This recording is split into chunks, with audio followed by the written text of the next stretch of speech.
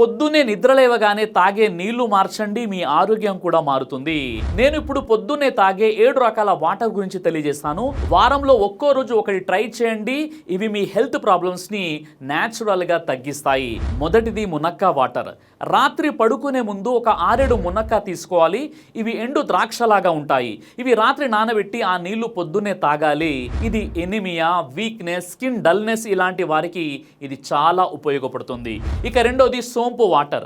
రాత్రి పడుకునే ముందు ఒక స్పూన్ సోంపు తీసుకుని నీళ్ళలో నానబెట్టి పొద్దునే ఆ నీళ్లు తాగాలి.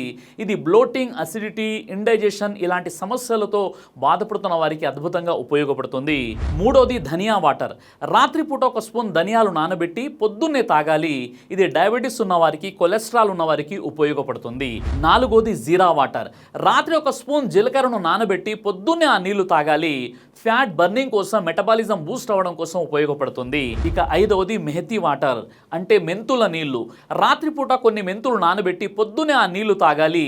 ఇది పీసీఓఎస్, థైరాయిడ్, ఇర్రెగ్యులర్ పీరియడ్స్ ఇలాంటి ప్రాబ్లమ్స్ ఉన్నటువంటి మహిళలకి అద్భుతంగా ఉపయోగపడుతుంది. ఇక ఆరవది అజ్వైన్ వాటర్. రాత్రిపూట వామ నానబెట్టి పొద్దునే ఆ నీళ్లు తాగాలి.